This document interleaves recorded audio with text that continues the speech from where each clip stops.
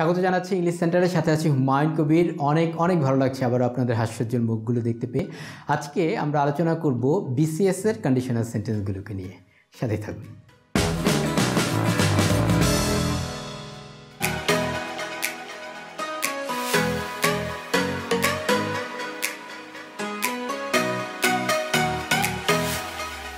Conditional sentence নিয়ে আপনাদের কোনো ধরনের কনফিউশন থাকলে কাইন্ডলি আপনারা এই ভিডিওটি দেখে আসুন, কারণ এখানে কন্ডিশনাল সেন্টেন্স নিয়ে আমি বিস্তারিত আলোচনা করেছি। আপনাদের কারো যদি কোনোরূপ গ্যাপ থেকে থাকে তাহলে সেটা আশা করি পূরণ হয়ে যাবে। তারপরেও আপনাদের যদি কারো কোনো ধরনের প্রশ্ন থাকে তাহলে তো সেই অপশনটি রইলই। তথাপিও কন্ডিশনাল সেন্টেন্সের মূল কথাগুলো আমি এখানে একটু রিপিট করছি। কন্ডিশনাল সেন্টেন্সগুলো 4 প্রকার: জিরো, ফার্স্ট, সেকেন্ড এবং থার্ড। জিরো কন্ডিশনের স্ট্রাকচারটি হচ্ছে ইফ প্লাস প্রেজেন্ট। যেমন ধরুন, if you hit ice it melts. এর শর্তটি হচ্ছে যখন ইফ ক্লজটি হয় তখন রেজাল্ট ক্লজটি অটোমেটিকলি ঘটে। ফার্স্ট কন্ডিশনাল স্ট্রাকচারটি হচ্ছে if plus present plus future. যেমন ধরুন, if you come I will go. সাধারণত এখানে উইল প্লাস ইনফিনিটিভ হয়, তবে ব্যাপারটি এমন নয় যে সবসময় এখানে উইলই হবে। উইলের পরিবর্তে এখানে অন্য কোনো মোডালও বসতে পারে। সেকেন্ড কন্ডিশনাল স্ট্রাকচারটি হচ্ছে if plus past plus would plus infinitive. যেমন ধরুন, if you came I would গো।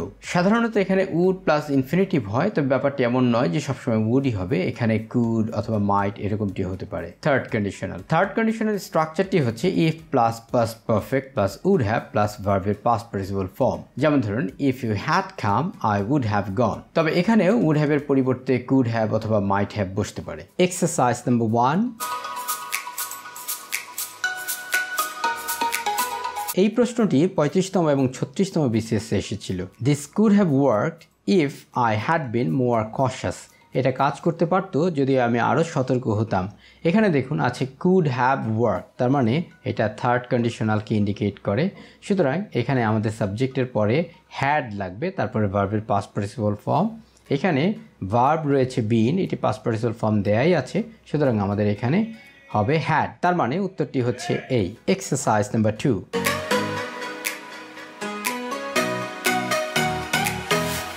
এই প্রশ্নটি 27তম বিসিএসে এসেছিল। What would have happened if. কি ঘটতো যদি। এখানে দেখুন এটিও থার্ড কন্ডিশনালকে ইন্ডিকেট করে। এখানে রয়েছে উড হ্যাভ, এরপর রয়েছে ভার্বের পাস্ট পার্টিসিপল ফর্ম। তার মানে আমাদের দেখতে হবে কোথায় সাবজেক্ট প্লাস হ্যাড প্লাস ভার্বের পাস্ট পার্টিসিপল ফর্ম রয়েছে, কারণ আমাদের লাগবে past perfect. Option number C এবং অপশন নাম্বার ডিতে আমাদের দেখুন রয়েছে হ্যাড। অপশন নাম্বার সিতে রয়েছে দ্য ব্রিজ হ্যাড ব্রোকেন। যদি ব্রিজটা ভেঙে যেত তাহলে কি ঘটতো। আর অপশন নাম্বার ডিতেও রয়েছে একই জিনিস, the bridge had been broken. এখন এই দুটো আনসার হতে পারে, প্রশ্ন হচ্ছে কোনটি সঠিক। এখানে আনসার নাম্বার ডিটি সঠিক, সি সঠিক নয়। এখন নিশ্চয়ই আপনাদের একটি প্রশ্ন, স্ট্রাকচারালি সিও কিন্তু ঠিক আছে, দ্য ব্রিজ, তারপরে রয়েছে হ্যাড, এরপর রয়েছে ভার্বের পাস্ট পার্টিসিপল ফর্ম, তাহলে সি কেন হলো না। দেখুন এখানে আমাদের দেখতে হবে সাবজেক্ট কি ভার্বের কাজটি করতে পারে নাকি পারে না, অর্থাৎ এটি কি অ্যাক্টিভ নাকি প্যাসিভ। যদি সাবজেক্ট ভার্বের কাজ করতে পারে তাহলে সেটি হচ্ছে অ্যাক্টিভ, আর যদি না পারে তাহলে প্যাসিভ। এখানে ব্রিজ নিজে কিন্তু ভাঙার কাজটি করতে পারে না, ব্রিজ নিজেই ভেঙে যায়, অর্থাৎ এটি হবে প্যাসিভ। সুতরাং এখানে আনসারটি হবে D, the bridge had been broken. Exercise number 3।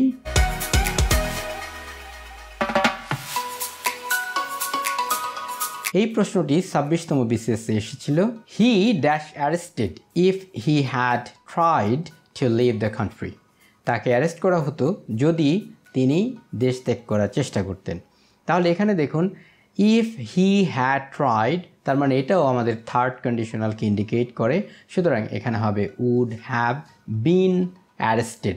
এখন প্রশ্ন হতে পারে উড হ্যাভ ঠিক আছে স্ট্রাকচারালি, এরপরে বিন কেন হলো। একই জিনিস, এটাও কিন্তু প্যাসিভ। হি নিজে অ্যারেস্ট করার কাজটি করতে পারছে না, বরং তিনি নিজেই অ্যারেস্ট হতে পারতেন, অর্থাৎ পুলিশ তাকে অ্যারেস্ট করতো। সাবজেক্ট এখানে ভার্বের কাজটি করতে পারছে না, সুতরাং এটি হবে প্যাসিভ। আনসার হবে সি। Exercise number 4।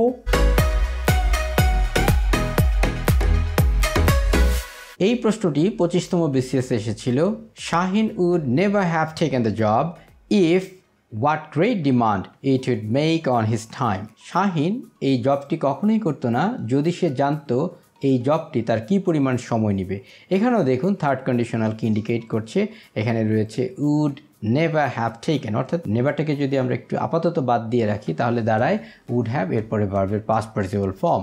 অর্থাৎ আমাদের ইফের পরে সাবজেক্ট প্লাস হ্যাড প্লাস ভার্বের পাস্ট পার্টিসিপল ফর্ম এরকম একটি স্ট্রাকচার দরকার, মানে পাস্ট পারফেক্ট দরকার। সুতরাং এখানে কারেক্ট আনসার হবে সি।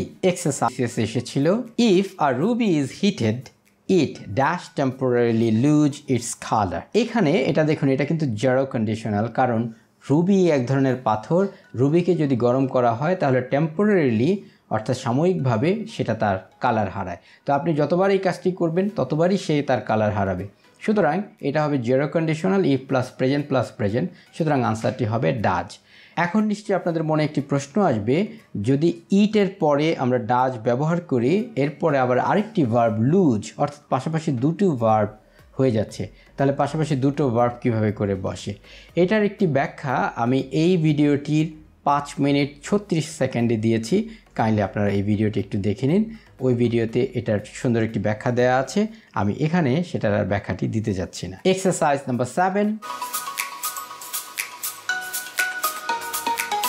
13তম বিসিএসে এই প্রশ্নটি এসেছিল, if I were you I handle the situation more carefully. আমি যদি তোমার জায়গায় হতাম তাহলে আমি এই সিচুয়েশনটা আরও কেয়ারফুলি হ্যান্ডেল করতাম।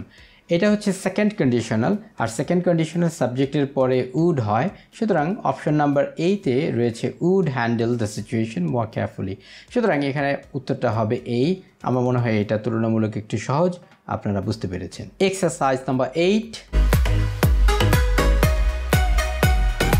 এই প্রশ্নটি 10ম বিসিএস এসেছিল, he dash to see us if he had been able to. এখানে দেখুন ইফের পরে সাবজেক্ট, এরপরে রয়েছে হ্যাড, এরপরে রয়েছে ভার্বের পাস্ট পার্টিসিপল ফর্ম, সুতরাং এটাও থার্ড কন্ডিশনালকে ইন্ডিকেট করে। সুতরাং এখানে আমাদের হবে উড হ্যাভ, তারপরে ভার্বের পাস্ট পার্টিসিপল ফর্ম। আনসারটি রয়েছে বি নাম্বারে, উড হ্যাভ তারপরে কাম। তার মানে he would have come to see us, তিনি আমাদেরকে দেখতে আসতেন যদি তিনি সক্ষম হতেন। ইংরেজি বিষয়ে ছোটোখাটো অথবা বড় কোনো সমস্যা সমাধানের জন্য সাবস্ক্রাইব করুন ইংলিশ সেন্টারকে এবং পাশের বেল আইকনটি প্রেস করে রাখুন, যাতে সবার আগে ভিডিওটি আপনি পেয়ে যান। দেশকে ভালোবাসুন, বিশ্ব মানবতার কল্যাণে কিছু করুন। ভালো থাকুন।